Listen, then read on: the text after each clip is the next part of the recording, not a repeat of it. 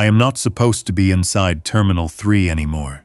That is the first honest thing I can say about this place. The second is that I still have the keys. Not the master set, not the keys people imagine when a building gets abandoned and one lucky man can open every locked door. I have 3 brass keys, 1 worn elevator override, a cracked gray badge that no longer opens anything electronic, and enough memory of the maintenance routes to know which doors never shut, right after the airport authority stopped paying for proper repairs. Terminal 3 sits on the east side of the airport property. Past 2 concrete barriers and a row of faded shuttle signs. It closed almost 18 months before the outbreak because the city planned to renovate it into a low-cost international wing. Then the budget fight hit. Then the contractors left. Then the place became a dead public building with power to the exterior lights, emergency panels checked once a month, and enough roof leaks to keep 3 maintenance contractors angry forever. I worked here for 9 years before the closure. My job was not glamorous. I changed filters, cleared drains, climbed above ceiling grids, listened to complaints about warm bathrooms, fixed jammed staff doors, reset baggage belts, hauled cracked tiles out in carts, and learned which parts of a public building lie to the people walking through it. Passengers saw gates, restaurants, bright signs, glass walls, and polished floors. I saw shut-off valves, service corridors, roof hatches, broken locks, stuck dampers, and blind corners where a man could stand 10 feet from a crowd and nobody would know. That is why I bring my sister here when the city starts losing control. Her name is Abby. She is 31, a school office clerk, and she has her left arm wrapped in a kitchen towel because a man grabbed her outside a pharmacy and tore the sleeve open with his teeth. Not a bite. I checked 3 times under the streetlight before we left her apartment. The skin is scraped from the fall. The blood on the towel is hers.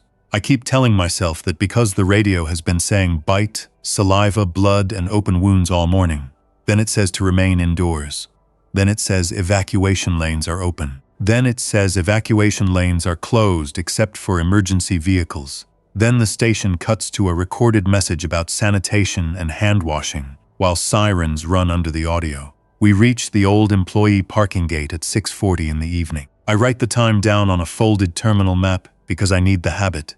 Times keep people honest when fear starts rewriting memory. Abby sits in the passenger seat of my work van and watches the access road behind us. Her face is gray with old makeup and dust. She keeps one hand pressed to the towel, not because it is bleeding much anymore, but because every person we passed looked at blood first and the face second. The gate keypad is dead. That does not surprise me.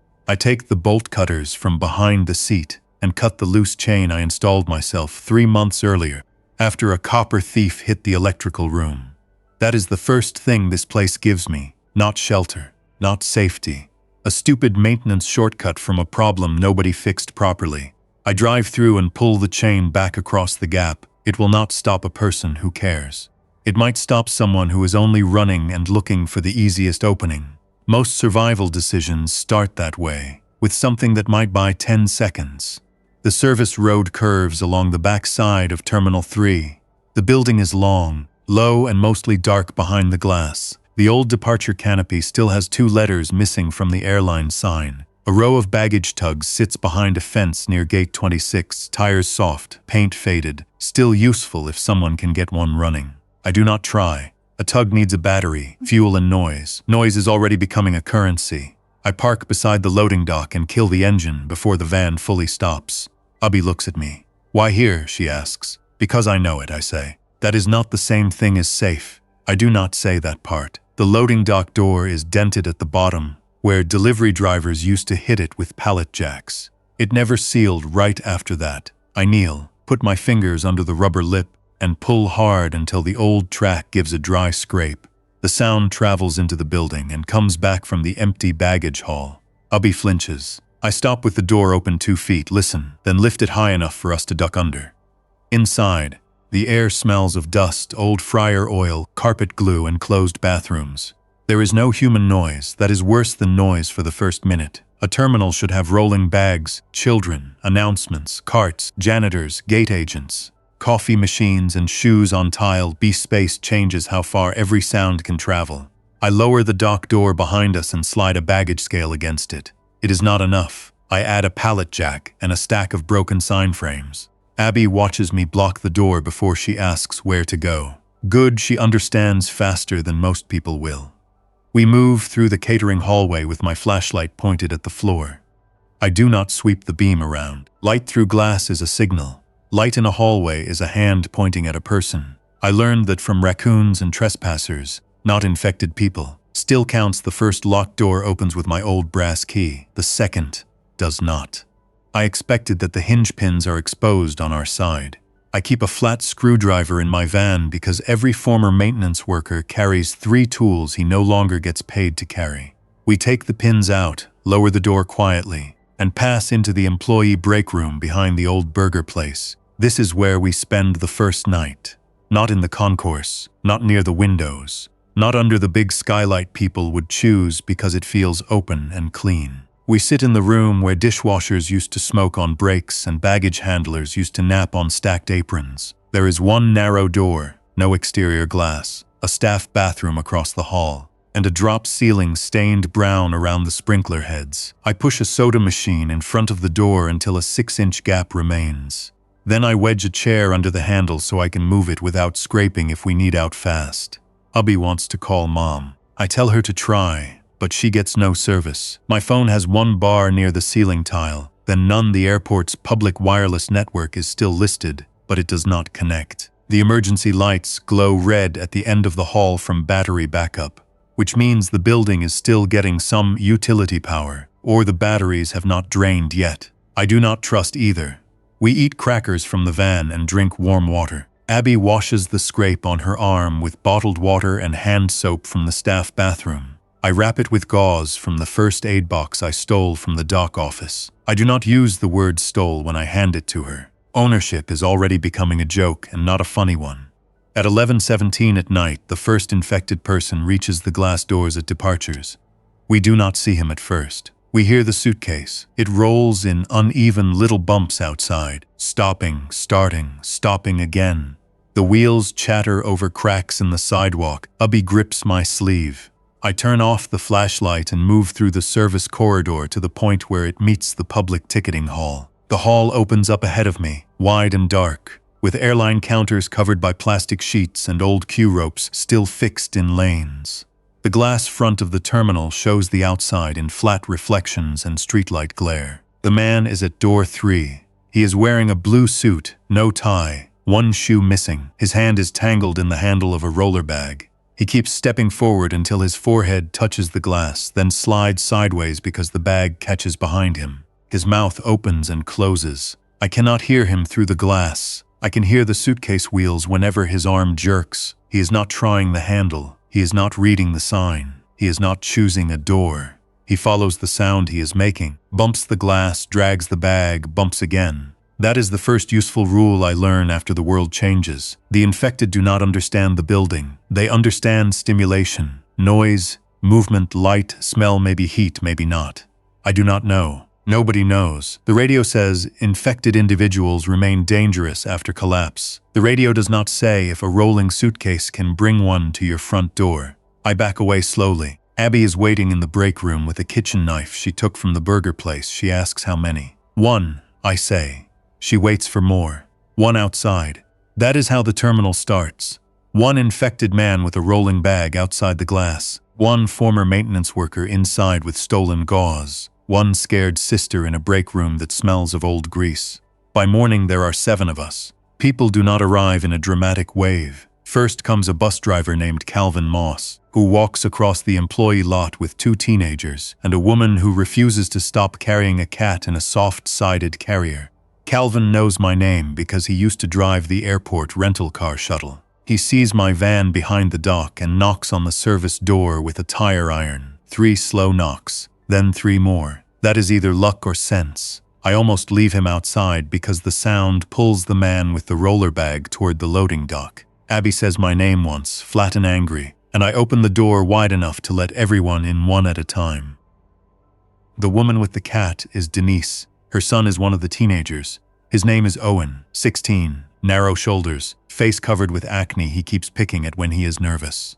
The other teenager is Marisol, 17. From the same bus route. She has a backpack, a swollen ankle, and a phone she checks every few minutes even though it has no signal. Calvin says he picked them up from a stopped city bus near the long-term parking lot after the driver left and never came back. The seventh person is Nora Pike, who arrives 2 hours later through the old pedestrian bridge from the closed parking garage. She is not with Calvin. She is 62, retired airport security, and she still carries herself with that particular airport security stiffness, the kind that says she spent years telling angry travelers to move along without raising her voice. She has a small revolver in a purse and 6 rounds wrapped in tissue.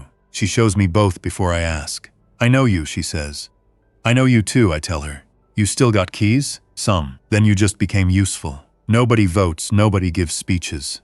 We stay alive that first full day because the building is empty, because the infected outside are few, and because all of us are still too shocked to argue properly. Shock can look civilized for a while. I take them to Concourse B after we check each person in the best bad way we can.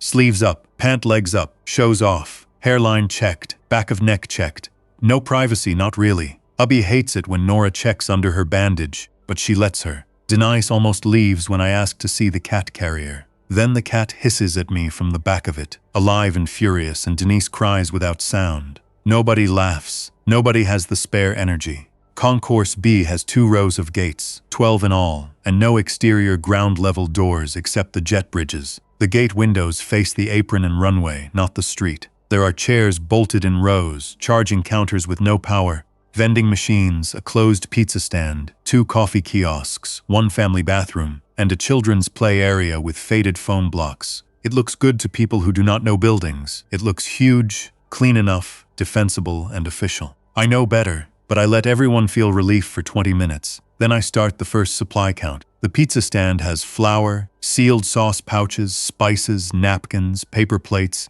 and 1 walk-in cooler that smells bad the second I crack it open. The cooler is dead, everything fresh inside is unsafe. I close it and tape the handle with red packing tape from the gate podium. The coffee kiosks have syrups, cups, filters, sugar packets, powdered creamer, a few sealed boxes of breakfast bars, and 6 jugs of water for the espresso machines. The vending machines have chips, candy, crackers, nuts, and bottles. Good at first glance. Terrible if 20 people show up. Catastrophic if 50 show up. The restaurants are worse and better. Bad fresh food, some sealed goods, cases of soda, cleaning chemicals, trash bags, gloves, a mop bucket with a working wringer, a rolling metal rack, 3 knives worth using, 1 fire extinguisher with a current tag, 2 with expired tags. Expired does not mean useless. It means nobody got paid to certify it. The bathrooms still flush at noon. That becomes the happiest sound in the building for 1 full day. We clear the public areas in pairs. I do not let anyone go alone because panic makes people open doors. The terminal has too many doors. Gates, storage closets, airline offices, staff-only doors, electrical rooms, janitor closets, family rooms, lactation rooms, quiet rooms, mechanical rooms, old customs holding rooms, vending alcoves, stairwells, service elevators. A public building is 1,000 decisions built into walls. We find nobody alive inside the public area. We find 2 infected in a staff locker room behind the old seafood restaurant. They are still wearing airport contractor badges, both too confused by the lockers to leave through the open door. They turn when Calvin's tire iron hits a metal bench by accident. Nora tells everyone back. She does not fire the revolver. I use a mop handle to push the door shut. Then Calvin and I drag a vending machine across the hallway. We do not clear the room. We seal it and write "I infected" inside on printer paper with black marker. Owen asks if we should do something for them. Nora says, "We just did." That answer stays with him. I see it land badly. He is young enough to believe a terrible answer should sound terrible. He is not wrong. He is also not alive long enough yet to understand that a sealed door can be mercy for everyone outside it. By the end of the first day, we have a sleeping area behind gate 19. A food table at the pizza stand, a bathroom schedule, and a rule that nobody opens any exterior door without 2 other people present. We use baggage carts from the claim area to block the main concourse junction. The carts are heavy and awkward, which makes them good. We chain 3 together and wedge them between a pillar and a closed metal shutter. It will not stop a determined crowd. It will slow a small one and make noise. Noise can be bad. Noise can also warn you. Every tool has two edges now. On the second day, the terminal gives us more people and more problems. A family of 4 comes through the parking bridge at 9:30 in the morning. The father, Ravi, used to manage the Indian restaurant in Terminal 1. His wife, Meena, has a pharmacy bag full of allergy medicine, pain relievers, and children's fever reducer. Their daughters are 8 and 11. The younger one carries a stuffed airport mascot from some old promotion. The older one does not speak at all during the first inspection. She stares at Abby's bandage until Abby turns her arm away. Ravi is practical in a way I trust. He does not demand safety. He asks what work needs doing. That is how he gets a place in the first real meeting. By evening, we are 12 people counting the cat. Some want the cat counted, some do not. Denai says the cat eats less than Owen. Owen tells her that is not funny. Denai says she is not joking. I write cat food. Low priority unless morale fails on the supply sheet and nobody knows whether to argue, so nobody does. The third day is when water becomes the boss. The bathrooms still flush, but the pressure drops, the sinks cough air. The drinking fountains spit cloudy water, then clear, then cloudy again. I know the building has old domestic water lines fed from the airport loop, but I do not know what pressure remains across the property. Pumps need power. Power needs people. People outside the terminal are busy, not dying. I take Calvin and Ravi to the maintenance corridor under the west gates. We pass the sealed locker room, and both infected tis inside hit the door when our boots scuff the floor. Marisol crosses herself. Nora tells her to stay back with the kids. The corridor to the mechanical room smells of dust and damp insulation. I unlock the room with my second brass key, and for one stupid second I am proud that it works. Then I remember why locks work in a dead building. Nobody cared enough to change them. The water panel shows reduced pressure. The gauges are old, but not decorative. I can isolate sections. I can shut off the restaurants. I can keep staff bathrooms and one public restroom working longer if the pressure holds. I cannot create water. Roof drains, Calvin says. Stormwater, I say. Dirty. Dirty is not nothing. He is right. I hate that he is right. We go to the roof through stairwell 4, the one with a crash bar that used to stick in winter. It still sticks.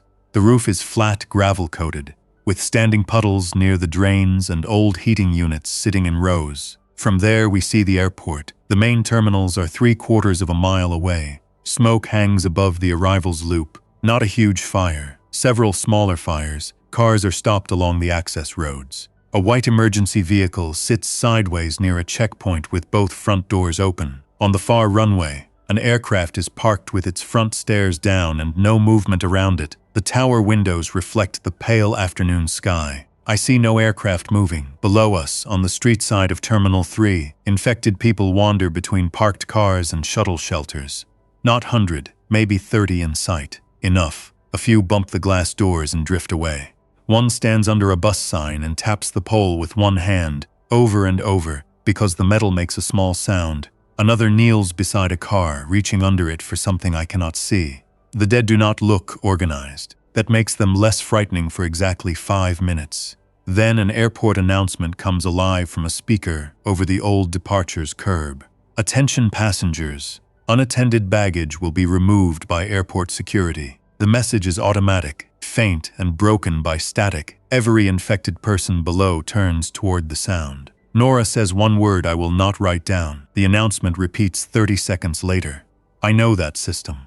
It should have been disconnected when the terminal closed, but the exterior speaker loop stayed tied to the life safety panel because nobody wanted to pay for a clean separation.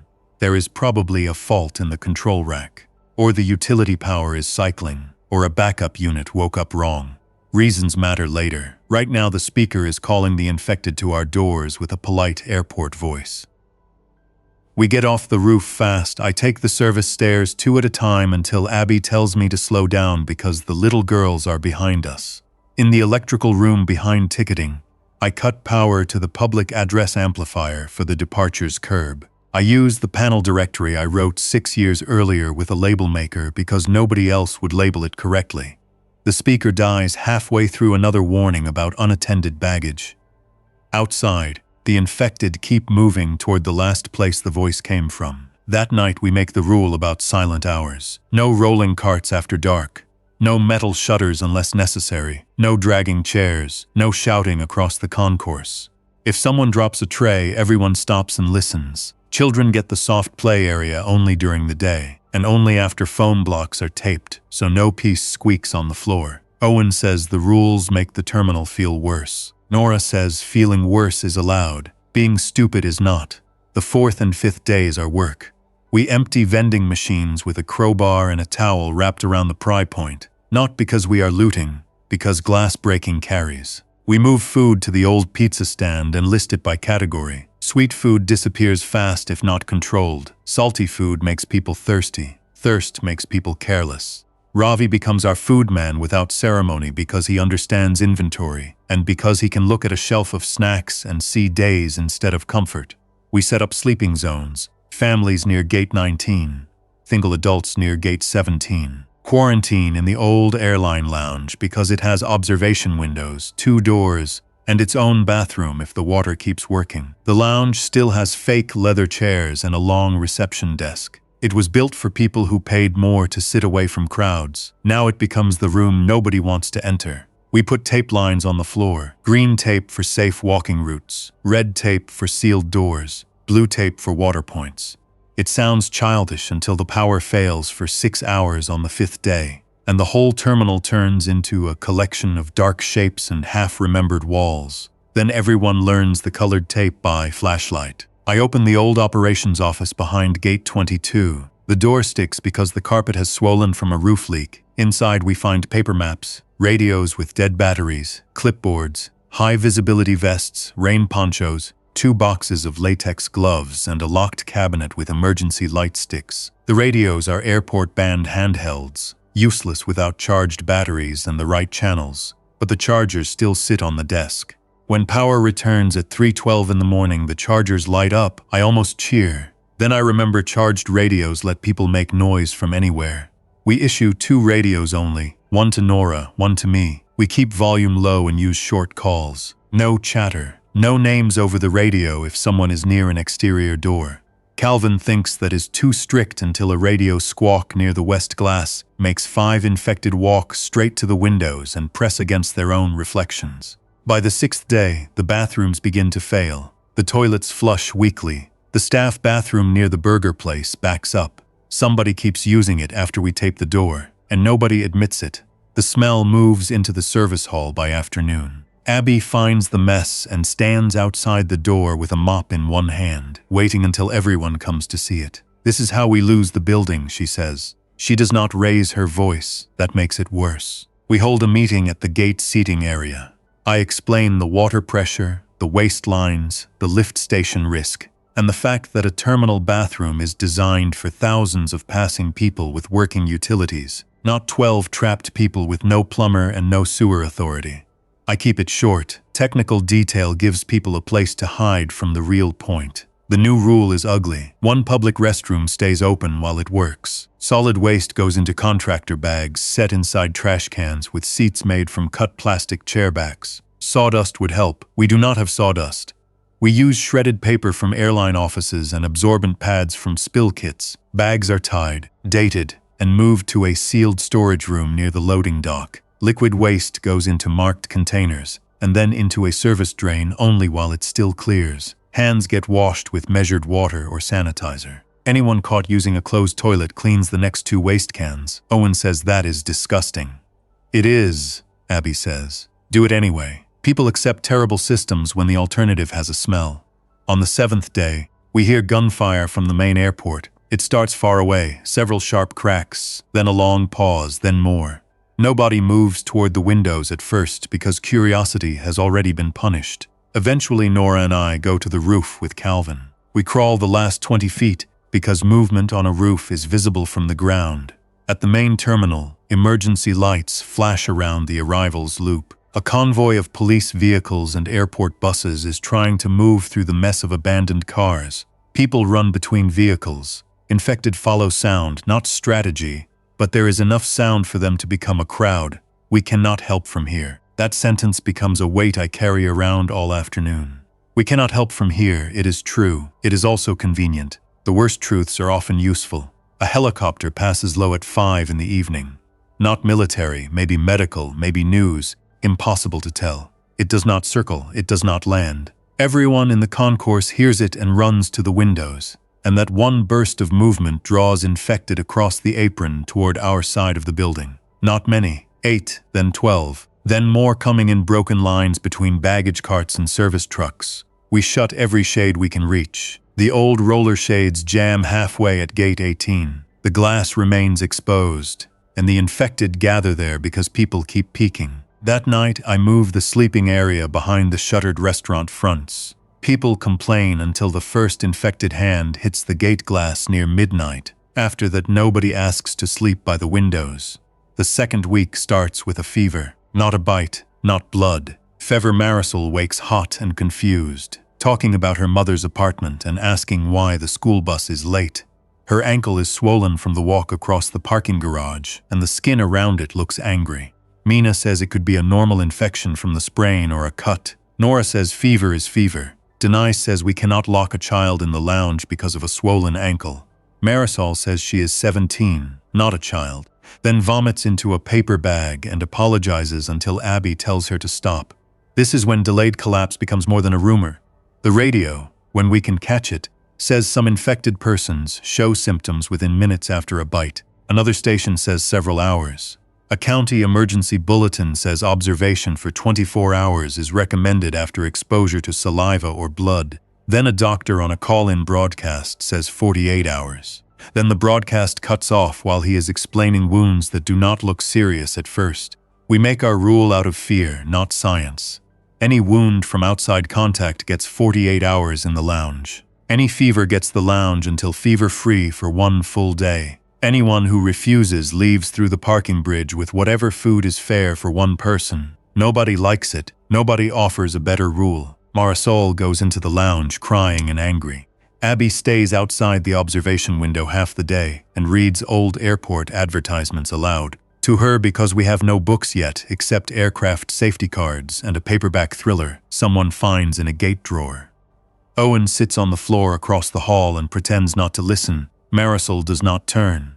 Her fever breaks the next morning after Mina cleans the ankle, and we start warm compresses with water heated in the coffee kiosk when power returns. It is a normal infection or close enough to normal. The relief almost breaks us more than the fear did. People laugh too loud. Denise opens a bag of candy without asking Ravi. Nora catches her and a shouting match starts over 6 peanut butter cups. That is the day we learn morale is another supply with no clear count. We create work shifts, not because we are organized people. Because unassigned fear turns into arguments. Morning water team, food count sanitation, door checks, kiet watch, roof watch if weather allows, kid duty, cleaning real rest, not pretending to sleep while staring at a window. I write the schedule on a whiteboard from the airline training room. I leave blanks because not everything should look controlled. A perfect schedule invites rebellion the first time it fails. On the 10th day, rain comes. Rain on the roof of an airport terminal is loud enough to hide small mistakes. It also gives water. We set every clean bin and food service container under roof drains we can safely reach. I cut sections of flexible drain hose from an abandoned maintenance cart and run them into trash cans lined with contractor bags. The first water is dirty from roof dust and bird mess. We dump it. The second fill we keep for washing, not drinking. For drinking, we filter through coffee filters and cloth, then boil when power lets us use restaurant equipment. When power is out, we use chemical purification tablets from an emergency kit Nora found in a security office, but there are only a few packets. We do not suddenly have endless water. We have wet work, wet floors, slipping hazards, arguments over which bucket is clean, and 2 people with stomach trouble after someone drinks from a wash container. We label everything in large letters: drink, wash, dirty, do not touch. People still touch the wrong thing when tired. The rain also shows us every leak. Water drips through ceiling tiles near gate 21. A tile falls at 2 in the morning and lands on a row of seats with a slap that makes everyone jump up. The sound draws infected to the closest window. We stand in the dark, holding tools, while shapes gather beyond the glass because a wet ceiling tile hit plastic chairs. After that, nothing in the building feels neutral. A loose sign is a threat. A cartwheel is a threat. A child's toy is a threat. The old automatic hand dryer that starts when someone walks too close becomes a threat until I cut power to it. The terminal was built to move sound, light, air, bags, bodies, food, and waste. We are now trying to make it do the opposite. On the 11th day, we find the service tunnel. I knew about it, but knowing about a place and opening it during a disaster are different decisions. The tunnel runs under part of the concourse to a baggage makeup room, and then toward the old customs side. It is narrow, low in sections, with pipes overhead and cable trays along one wall. It gives us a route behind the ticketing hall without crossing open glass. It also gives anything inside a route toward us. We open the hatch with Nora, Calvin, Abby, and me present. I put a chair in the hatchway so it cannot fall shut. Calvin carries a heavy flashlight. Nora has the revolver out but pointed down. Abby has a mop handle with a kitchen knife taped to the end, which is a stupid weapon in a tight space and still better than empty hands. We move 30 feet in and find old mouse droppings, a dead rat, 2 broken ceiling panels, and a maintenance cart with flat tires. Then we hear tapping from the customs end, not footsteps, tapping metal on metal, patient and uneven. We back out and seal the hatch. Nobody argues. I write tunnel close pending clearing on the map, but I know the truth. We are not clearing it unless hunger or fire forces us. The 12th day brings outsiders. They come in the afternoon through the parking garage bridge. 5 people. 2 men, 2 women, 1 boy around 10. The front man wears a yellow construction vest over a dress shirt. He has a cut over one eyebrow and a crowbar in both hands. The second man is younger, quiet, with a rolling suitcase he keeps behind him. The suitcase makes everyone stiffen. Sound has trained us faster than any leader could. Nora stops them at the baggage cart barrier and asks for names, wounds, and origin. The man in the vest says his name is Peter Lang, and he was with a group sheltering in the rental car center. He says the center failed after a generator fire and infected came through the customer lobby. He says there are more people behind him, maybe 15 but scattered. Maybe true, maybe bait, maybe both. We inspect the 5 in the ticketing hall with the glass doors behind us and infected visible outside. It is the worst place to do it, but the barrier is there and moving it takes noise. The boy has a scraped cheek. One woman has blood on her pants that she says belongs to her husband. The young man with the suitcase refuses to open it. Nora says, "Then you stay out." He looks at Peter. Peter tells him to open the suitcase. Inside are pill bottles, socks, 2 cans of peaches, a dead phone, a framed photo, and a pistol wrapped in a shirt. Everything stops. Nora asks if it is loaded. The young man says yes. Nora asks if he knows how to use it. He says yes too fast.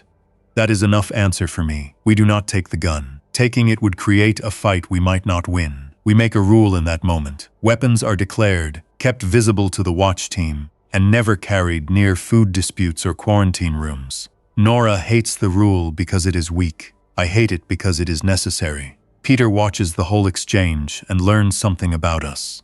I watch him learning. The 5 enter quarantine, not the settlement. 48 hours. Peter argues. His people are hungry and tired. The boy is scared. The woman with blood on her pants starts crying. I want to shorten the rule. Everybody wants to shorten it until Abby unwraps her old arm bandage and shows the healed scrape that got her inspected 3 times on the first night. "We all got checked," she says. "You do too." That ends it better than anything I could have said. During the quarantine period, more outsiders arrive. 3 on the 13th day, 6 on the 14th. 2 at night who almost get turned away because one keeps banging on the bridge door in panic. By the end of the 2nd week, we have 28 people inside Terminal 3, plus the cat. And the place changes from refuge to settlement, because a crowd needs rules before it needs comfort. The new people bring useful things and bad habits. A nurse named Helen brings wound care skill, but almost no supplies. A warehouse worker named Jace brings strength and a habit of challenging every order with a grin that does not reach his eyes. A quiet man named Mr. Alvarez brings a battery radio, a deck of cards, and the ability to sit with scared children without talking down to them. A woman named Tessa brings 2 folding solar chargers that work only near the windows we no longer want to use. Peter brings leadership energy, which is not the same as leadership. We divide the concourse into zones: green zone for sleeping and food, yellow zone for work routes, red zone for sealed threats. Quarantine lounge remains separate. The old customs offices become storage after we clear them through the public side, not the tunnel. The baggage claim becomes a workshop because the belts make good waist-high barriers when stopped, and the claim floor is away from our sleeping area. We use luggage straps to tie carts together. We use stanchions and queue belts to mark quiet lanes. We hang towels over interior glass so flashlight beams do not bounce through the building. More people means more skill. It also means more water used by accident, more trash, more coughing, more anger over food, more feet scuffing floor at night, more whispered stories about what is happening outside. Every roomer enters hungry. The dead are running in the city. The dead are blind. The dead can smell children. The army has a cure. The army is bombing the bridges. The airport tower is still staffed. The airport tower is full of infected. Salt water kills infection. Bleach cures bites. A bite on the hand is slower than a bite on the face. A priest on the radio says the infected are still aware. A doctor says the infected are not people anymore. A caller says his wife came back after 12 hours and opened a door. Rumors are not harmless. Rumors change behavior. That is why we start the rumor board. Confirmed, unconfirmed, dangerous. Confirmed gets things we saw ourselves. Infected follow sound. Infected gather at glass when light moves behind it. Delayed sickness is possible. Fever is not always infection. Bites are serious. Blood exposure is serious. CT water pressure is failing. UT power is intermittent. Food smells travel farther than people think. Rolling wheels attract attention. Unconfirmed gets radio claims and outside stories. Dangerous gets anything that makes people take stupid risks. Bleach cures bites goes under dangerous. We write no proof beside it. Peter says writing it down gives it power. Helen says not writing it down lets it spread in whispers. Helen wins because she is right. On the 15th day, the first serious fracture opens in the group. It starts with the generator. There is a portable generator in a maintenance cage beside the loading dock. I know because I signed for it during a winter storm drill 4 years earlier. It is not big enough to power the terminal. It can run a freezer, radios, lights in one area, or small equipment if used carefully. It needs fuel. It makes noise. It produces exhaust. It needs distance from intakes. Every good thing about it has a cost. Peter wants it running during meal prep so we can use more kitchen equipment and charge everyone's phones. Jace agrees. People want phones charged even without service because a charged phone feels less dead. Ravi wants controlled use only for boiling water and medical needs. Nora wants it left off unless we need emergency lighting during an attack. I want to use it once, test it, then build a sound barrier before any regular use. The vote should not happen. We are not ready for votes. Votes feel fair until the losing side decides survival should not be democratic. But I let the discussion continue because I am tired of being the man who says no. That is my mistake. Jace and 2 others go to the loading dock while I am checking roof drains. They drag the generator into the service yard, pour in old fuel from a red can, and start it on the 3rd pull.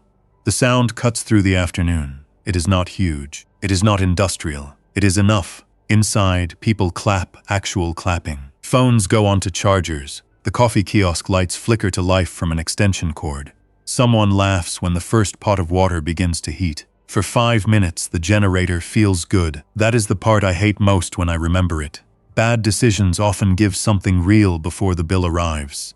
The infected reach the loading dock in 20 minutes. First 3, then 9. Then more from the employee lot, drawn by the steady engine noise and the smell of warm food we stupidly let drift through a propped service door. The dock door starts shaking under hands and bodies, not coordinated, not strong in a clean way. Persistent, the baggage scale slides an inch, the sign frames scrape tile. I shut off the generator myself. Jace grabs my arm and tells me the water is not done. I tell him the door is moving. He looks at the dock door and lets go. We spend the next hour reinforcing the loading dock from the inside while infected crowd the outside. We move 2 vending machines, a pallet of old floor tile, 3 baggage carts, and a row of metal shelving. Every movement makes noise. Every noise keeps them there. Calvin cuts his hand on a torn sign frame and Helen cleans it while Nora watches the dock door with the revolver out. Nobody talks about phones after that. Peter does not apologize because Peter did not start it. Jace does not apologize because men with his habits think apology gives away rank. I do not yell. I write generator. Use repairs watch approval on the whiteboard in letters large enough to read from the gate seating. Then I add no food cooking near exterior doors. That night someone crosses out watch and writes mark. Someone else crosses out mark and writes everyone. The board becomes a fight without voices. By the 16th day, the infected at the loading dock begin to drift away, but some remain. That entrance is no longer usable. A route we depended on for trash movement and supply runs is gone because we wanted hot water and charged phones. We move waste storage to a customs holding room with sealed ventilation. It is farther from sleeping areas and harder to reach. It also means sanitation teams have to pass the sealed locker room twice a day. The infected contractors inside still hit the door when people pass. Nobody jokes near that hallway anymore. On the 17th day, the quarantine rule fails. Not because somebody hides a full bite. That would be too simple, and people are not always simple. It fails because the building is busy, the light is poor, and shame is quiet. One of the late arrivals, a man named Lucas, cuts his palm on broken glass while climbing through the parking bridge before we let him in. At least that is what he says. The wound is shallow and long, not a bite shape, and Helen cleans it. He passes inspection. He goes into quarantine with 2 others. He complains about the lounge smelling bad. He asks for extra water. Normal things, annoying things, human things. 31 hours later, Lucas stops answering through the observation window. Helen thinks he is sleeping. The woman quarantined with him says he has been sweating and muttering but no worse than a flu patient. The third person, a college kid named Benji, says Lucas kept licking his hand because the bandage itched. That detail changes the room. Nora clears the hall. I look through the observation window and see Lucas sitting in one of the fake leather chairs, head forward, hands between his knees. His bandage is off. The cut on his palm is open. I cannot tell if it is infected in the old sense or the new one. His eyes move when I tap the glass. Not toward me, toward the tap. The woman in the room starts crying. Benji backs into the far corner and keeps saying he did not touch him. We cannot open the door without risking everyone. We cannot leave 2 healthy people in there with him. Those 2 sentences fight for about 10 seconds. Then Abby points at the second door. The lounge has a service pantry with an exit into a staff corridor. I forgot because the door is hidden behind a decorative panel from the old airline days. Abby remembers because she sat outside the lounge for Marisol and stared at the floor plan on the wall until every line made sense. She saves 2 people because she was bored and scared in the right place. We open the pantry door from the staff corridor. Benji gets out first. The woman freezes. Lucas stands when he hears the door. He moves badly but fast enough to close half the distance. Nora raises the revolver and does not fire because Benji is in the way. Calvin throws a rolling office chair into Lucas's legs through the pantry opening. Lucas falls. The woman runs. I slam the pantry door and lock it with a key that should not fit but does because airlines reuse cheap hardware in back rooms. Lucas stays in the lounge. We leave him there until he stops moving 2 days later. I will not write the details. There is no useful lesson in describing a man trapped in a premium lounge while people who might have saved him stand outside the glass and watch the cost of bad information. The useful lesson is this: inspection is not certainty. Quarantine is not cruelty. A wound story is not proof. A person can be honest and still be wrong about what happened to him. After Lucas, the settlement hardens. The quarantine period becomes 72 hours for outside wounds. People hate it. We keep it. The lounge is no longer used because nobody can sleep near it. We convert the old family assistance room behind ticketing into quarantine. It has observation glass from a side office and only 1 public door. We remove loose furniture. We tape the floor into sections. We hang a sign that says observation, not quarantine, because words change how people enter a room. It still means quarantine. Peter says the rules are becoming a prison. Nora says doors are the reason we are alive. Peter says that is exactly what prison wardens say. I tell both to shut it because the 8-year-old is listening. The 8-year-old, Ravi's younger daughter, says she already knows we are in prison. Nobody has a good answer for that. The 18th day smells of trash, damp carpet, tired bodies, instant noodles, sanitizer, cat litter made from shredded paper, and the sealed room where waste bags wait for a removal plan we no longer have. I stop noticing some of it until I go to the roof and come back down. Then it hits me fresh and I understand why newcomers gag during inspection. We are becoming part of the building's problem. We open a new sleeping section near Gate 23 because crowding is creating fights. The gate windows there face the apron, so we stack baggage carts and advertising panels to block direct views. We leave 6-inch gaps at the top for air. A man named Ellis, no relation to me, complains that blocking windows makes people crazy. I point outside where infected stand near a belt loader because one of our reflective panels flashed sunlight earlier.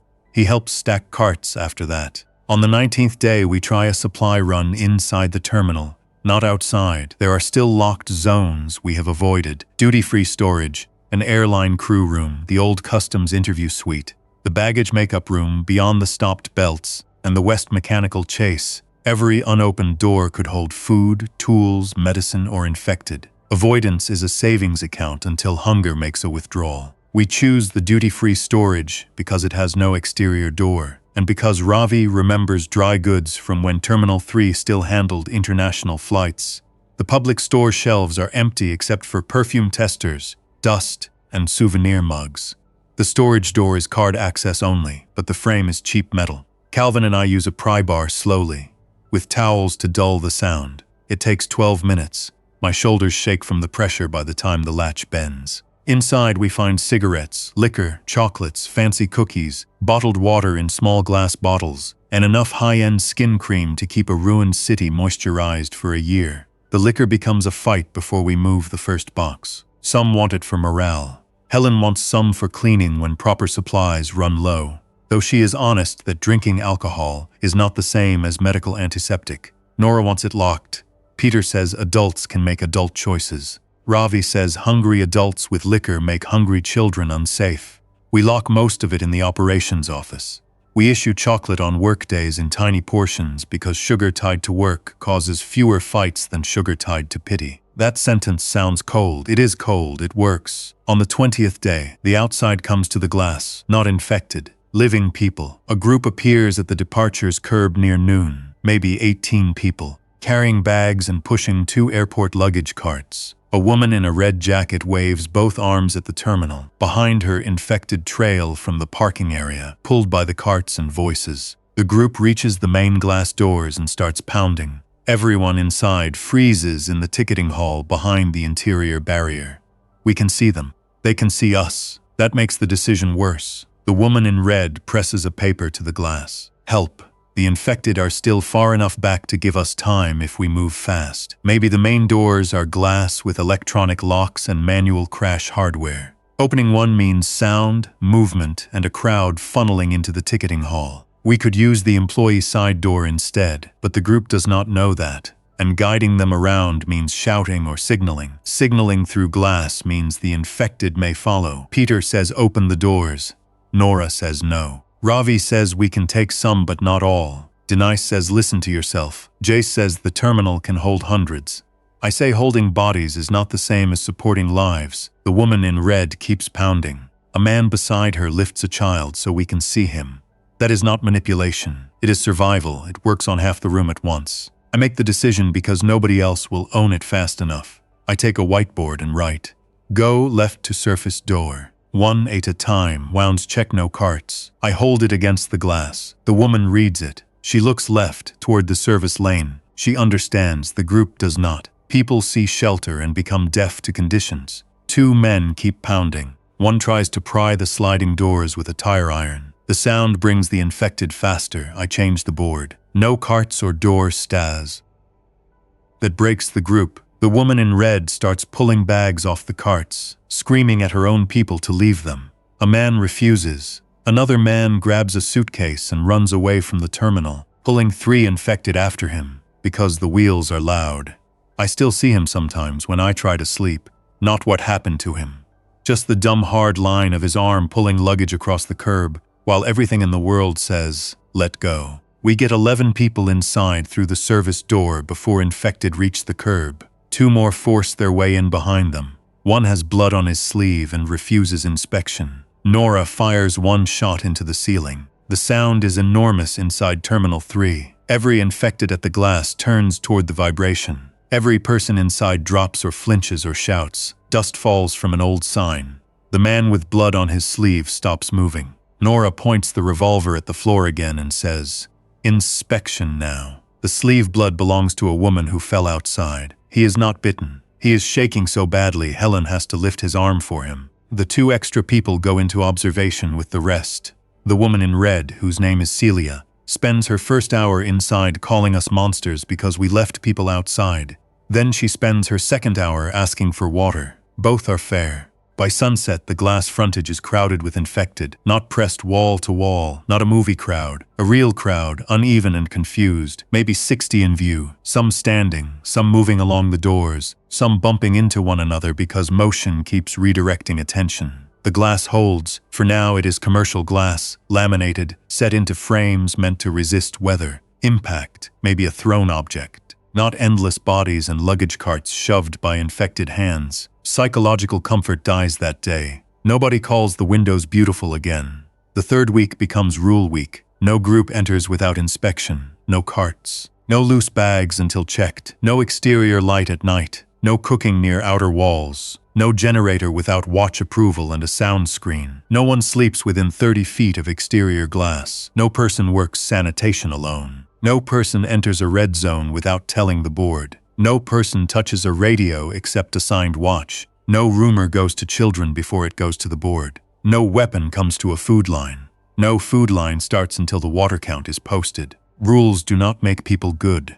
Rules give tired people something to point at before fists come out. Celia turns useful faster than most. She ran a daycare before the outbreak. Within 1 day, she has the children sorting bottle caps by color, making quiet games out of inventory, and cleaning plastic play blocks with measured wipes. She still hates me. That does not matter. Useful is useful. Peter turns dangerous in a cleaner way. He does not threaten. He helps. He carries waste bags, takes roof watch, speaks kindly to newcomers, gives his water portion to a child where people can see it, and asks questions that make my answers sound small. Why are old employees the only ones with keys? Why does Nora decide who carries weapons? Why are we not using the generator to make life tolerable? Why do supplies sit locked in offices while people are hungry? Why does Mark get to decide when outside people come in? Fair questions can still be weapons. I try to answer with facts. Keys are logged. Weapons near disputes create deaths. The generator draws infected. Locked supplies prevent panic. Outside people need inspection. Facts work on people who want facts. Peter wants authority with clean hands. On the 22nd day, he gets his opening. The old emergency lighting fails in Concourse B during dinner. Not all of it, enough. The power has been cycling for days, and the battery units are old. The concourse drops into dim red patches and deep shadow. Someone drops a pot. A child screams, infected at the glass respond. Hands hit windows in a rolling line along the gates. Peter stands on a chair and tells everyone this is what happens when fear runs the terminal. He says we have a generator and fuel. He says we have lights, kitchens, chargers, and tools sitting unused because a handful of people built a system around saying no. He says survival without dignity is just a slower death. That line lands. I see it. People want dignity more than calories once calories get thin enough to hurt slowly. I do not argue from the floor. I climb onto the chair beside him, which is petty and dangerous and necessary. We can run the generator, I say. We do it behind barriers, away from doors, with a watch on every glass line and only during scheduled hours. If anyone wants full lights all night, say how much fuel we have, how loud it gets outside, and who stands at the dock when the infected come back. Peter smiles. You always make it sound impossible. No, I say, I make it cost what it costs. That gets quieter support than his speech, but quieter support is still support. We compromise, which means nobody wins enough to be satisfied. Generator use becomes 1 hour every other day, midday only, weather permitting, behind a wall of baggage carts and acoustic panels pulled from an office renovation pile. The first test draws infected but fewer. We boil water, charge radios, run one freezer cold enough to preserve medicine and some food, and shut down before the crowd builds. It is not comfort, it is controlled risk. The settlement survives the argument, but trust does not reset. Trust never resets, it only grows scar tissue. On the 23rd day, Owen disappears for 12 minutes. 12 minutes is enough to make Denise tear through the concourse. whisper shouting his name, while everyone else tries not to make noise. We find him in the baggage makeup room, past a half-open service door he should not have touched.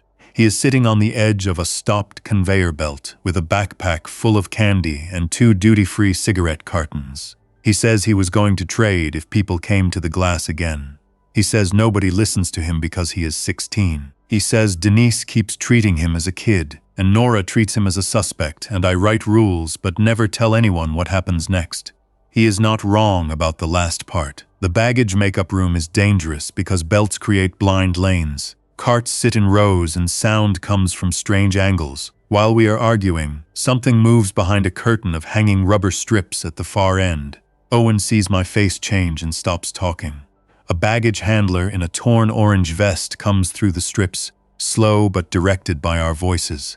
He must have been trapped in the makeup area since before we arrived or wandered in through the tunnel. His badge still hangs from his neck. One arm is caught in a luggage strap. The strap drags behind him and ticks against the belt frame. Denise reaches for Owen. Owen slides off the belt on the wrong side, away from us, because panic picks the nearest floor. Not the safest. The infected baggage handler turns toward the belt noise. I climb onto the conveyor and kick a plastic tub down the opposite lane. It clatters hard. The infected turns toward that instead. Nora pulls Owen over the belt by his jacket. Calvin slams the service door after all of us get through. We seal the baggage makeup room and add it to red zones. Owen gives back the candy. Denise slaps him once, not hard enough to injure, hard enough to end childhood in front of everyone. Then she grabs him and will not let go. Nobody comments. Some things should not become meetings.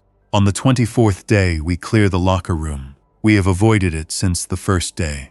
The 2 infected contractors inside have become part of the building's sound. Tap when we pass, hit when a cart rolls by, quiet when the hall is still. We need the lockers now because people need clothes, shoes, soap, and anything left by workers who expected to come back from shifts. Avoidance has reached its end. Nora wants to use the revolver. I refuse unless the door fails. Sound will bring trouble from outside and inside. We use the baggage cart barrier method instead. 2 carts chained together form a moving fence in the hall. Calvin, Jace, and I hold it. Nora stands behind with the revolver. Abby and Helen wait with restraints made from luggage straps, not to save the infected, to control doors and keep bodies from falling into the hallway. I hate every part of the plan. It is still the best one we have. We crack the locker room door and let one infected press into the cart barrier. It reaches through the metal grid and grabs Jace's sleeve. Jace freezes. Not long. Long enough, Calvin smashes the hand with a mop handle. I shove the cart back. Nora tells Jace to move or leave the line. He moves. We pin the infected against the wall and use tools with enough force to stop it. No detail helps beyond that. The second one gets stuck between a bench and the door, which makes it worse and easier.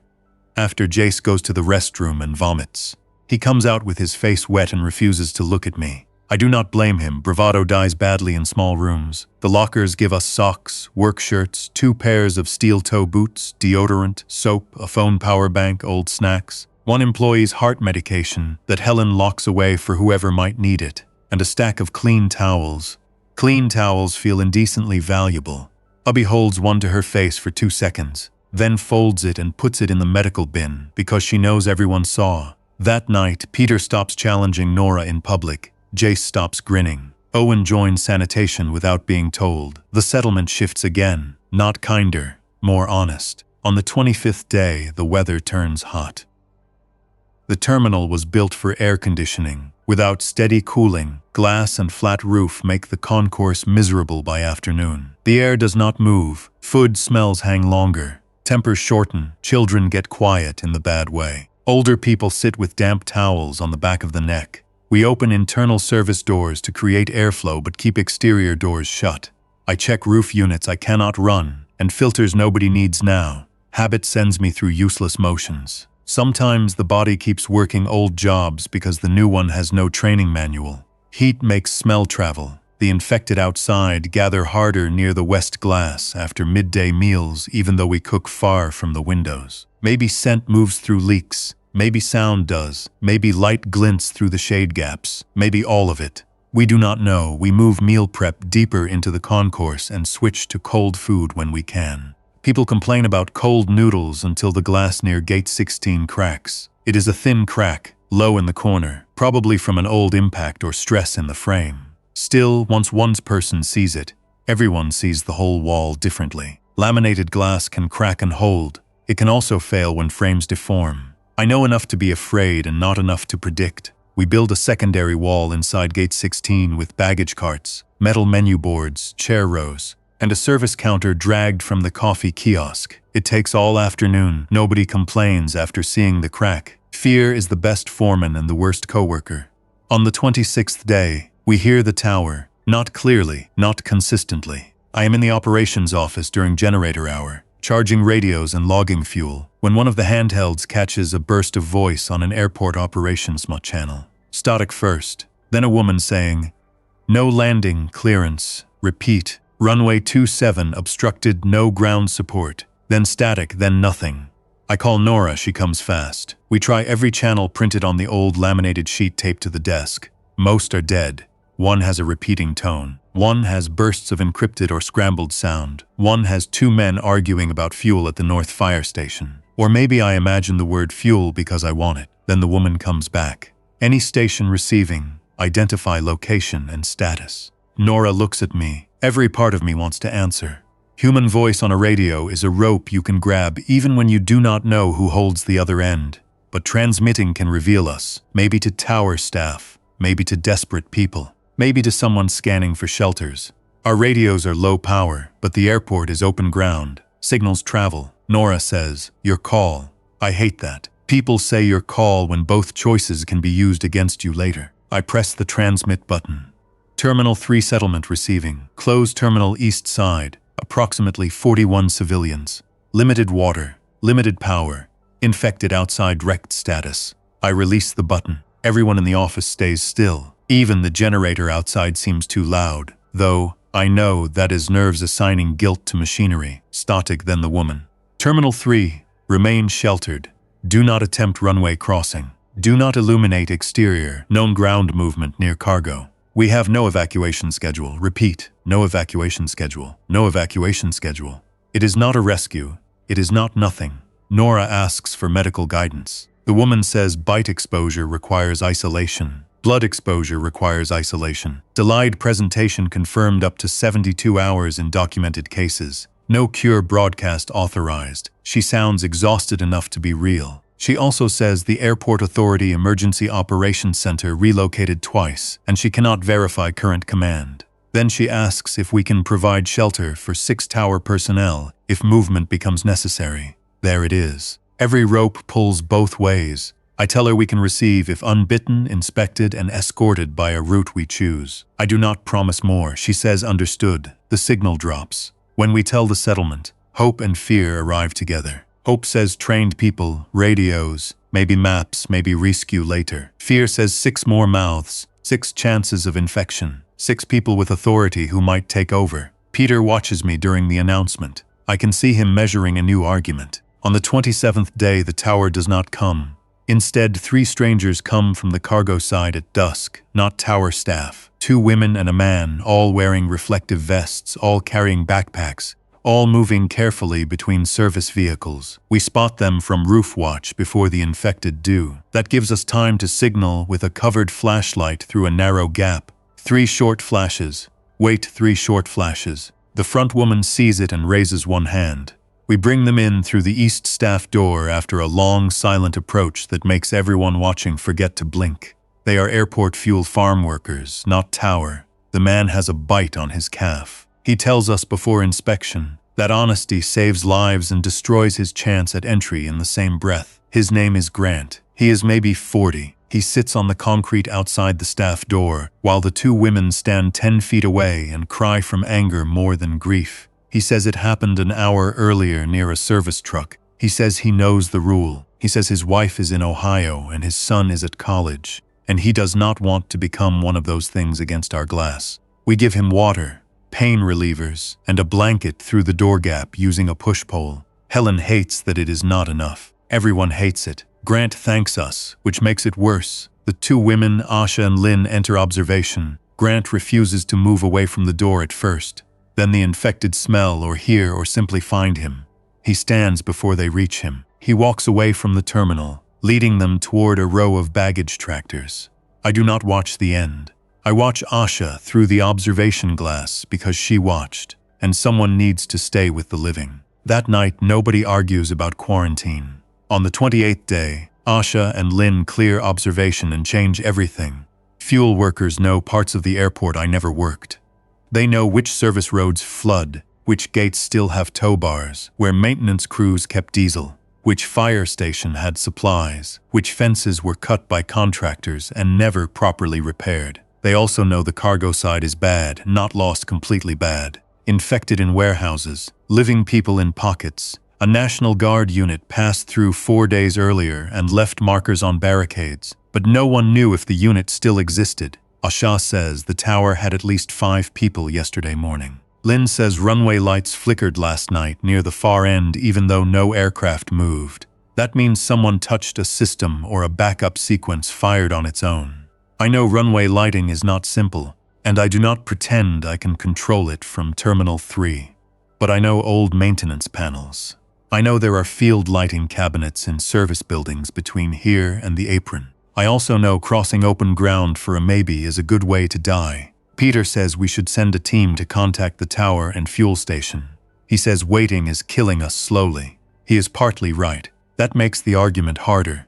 Ravi says we need stable water first. Helen says we need medical supplies. Nora says every trip outside must have a defined goal and a return cutoff. Abby says nobody gets to call a trip necessary because staying feels bad. I support Abby, not because she is my sister, because she is right. We approve no outside run that day. Peter calls it cowardice under a polite tone. I let him.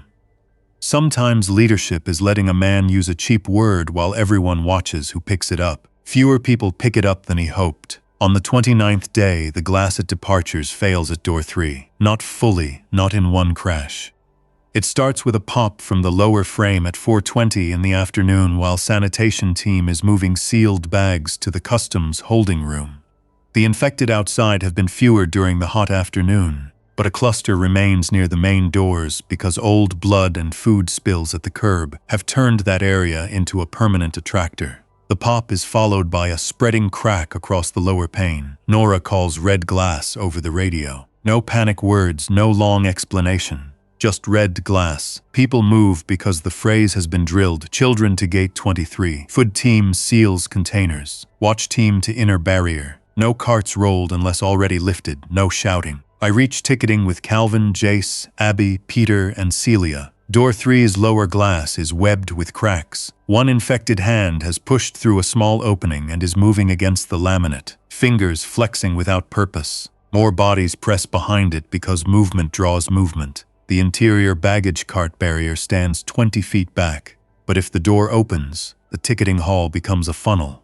We do not fight at the door. That is the choice that saves us. Fighting at failing glass means being present when it fails. We retreat to the inner line and reinforce there. Baggage carts across the hall. Airline counters behind carts. Quao stanchions tied low to trip legs.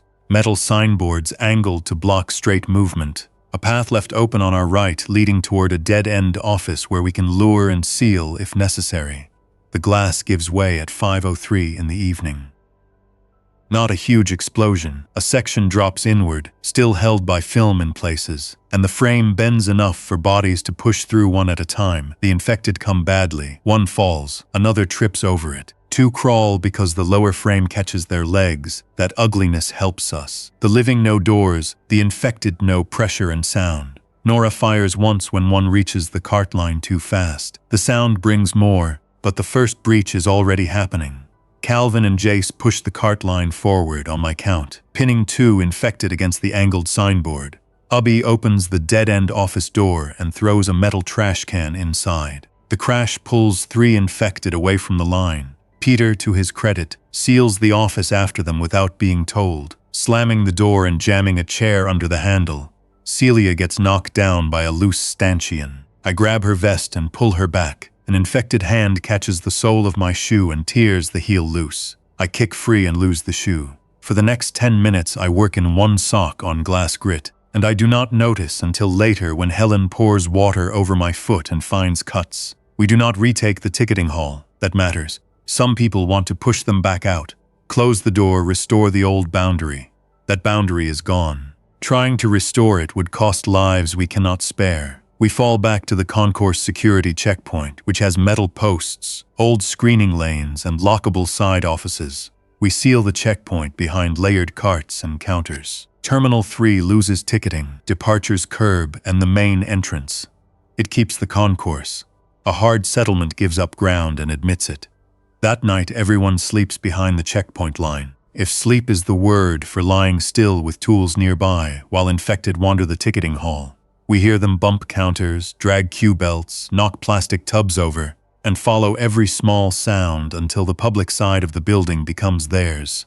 The glass that made people feel safe now sits behind the infected, open to the street. On the 30th day, we start again inside a smaller terminal. The morning count is 43 people, 1 cat, 3 working radios, food for maybe 12 days at reduced portions if no new people arrive, washing water enough for 4 days, drinking water enough for 2 unless rain comes or we risk a run to the service tanks, fuel for 5 controlled generator hours, medical supplies low, soap low, trash storage critical, morale damaged but not gone, children quiet but responsive, adults angry but moving. That is what survival becomes after 30 days, not victory, not collapse.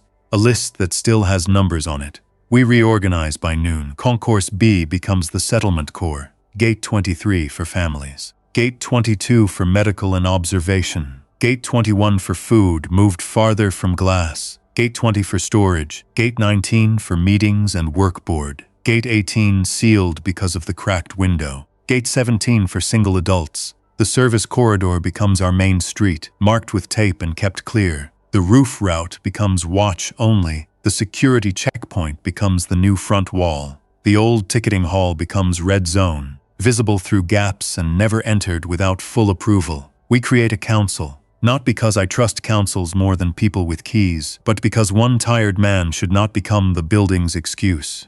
Nora handles security. Ravi handles food. Helen handles medical. Abhi handles sanitation because she earned authority the hardest way. Celia handles children and morale. Asha handles outside intelligence. I handle maintenance, water, power, maps, and doors. Peter gets a seat too because excluding him would turn him into a cleaner enemy. He handles labor teams. That makes him responsible for results, not just criticism. The first council meeting is not noble. We argue over waste bags, generator timing, whether liquor should remain locked, whether the tower people still matter, and whether to accept more outsiders after losing ticketing. Then Abby says something that stops the room. We are not full, she says. We are limited. That becomes the rule. Not full. Limited. It means we do not get to pretend mercy is endless. It also means we do not get to hide cruelty behind a fake number. At 8:10 at night, the far runway lights appear. I am on roof watch with Asha and Owen. Owen is there because Denise finally lets him take supervised watch after 3 days of sanitation work and no complaints. The air is warm and smells of smoke from somewhere beyond the cargo buildings. The main airport is mostly dark. The tower has no visible light. The old aircraft on the far runway is still there, a shape without meaning now. Then 3 white lights flash near the far end of runway 27. Not lightning, not reflection. 3 flashes spaced by human timing. Then darkness, then 3 more. Owen grips the roof parapet with both hands. Asha whispers, "That is not automatic." I know she is right. Automatic systems do not hesitate between sets because someone is deciding whether to keep going. Somebody is out there. Tower staff, fuel crew, guard, another settlement, a trap, a person with a flashlight and no plan. Unknown lights are not hope. Unknown lights are information we do not understand yet. The radio stays quiet when I call softly on the airport channel. Runway lights identify, static. The lights flash again, 3, pause 3, below us, inside the stolen half of our terminal, infected bump through ticketing in the dark. Behind us, 43 people and 1 furious cat depend on walls that already failed once. The settlement is functioning because we made it harsh enough to function. That is the truth nobody would have accepted on the first night. Comfort would have killed us. Perfect mercy would have killed us. Perfect fear would have killed us too. Owen asks, "Are we answering?" I do not answer him right away. I look at the roof hatch. I look at the service road. I look at the runway. I think of the woman on the tower radio saying no evacuation schedule. I think of Grant walking away from our door so he would not become a problem at the glass. I think of the suitcase man outside on the first night, pulled by the sound he made himself. A signal can be a rope. A signal can be a leash. I take the covered flashlight from Asha. I do not point it toward the terminal. I do not point it toward the glass. I kneel behind the parapet, shield the beam with a metal panel from an old roof unit, and aim through a gap no one on the street side should see. 3 flashes, pause. 3 flashes, then I stop. No shouting, no beacon, no open door, no promise. Below, Terminal 3 remains dark and occupied, broken and alive. A closed public building turned into a place with rules, smells, names, locked rooms, dirty water, and people who now know every sound it makes. Out on the runway, the unknown lights answer once more. I lower the flashlight and tell Owen to wake Nora, Ravi, Helen, Abby, Celia, Asha, and Peter. Not everyone, not yet. We are going to decide before morning whether those lights are worth the risk. We are going to decide with the map open, the water count posted, the generator off, and the children kept away from the windows.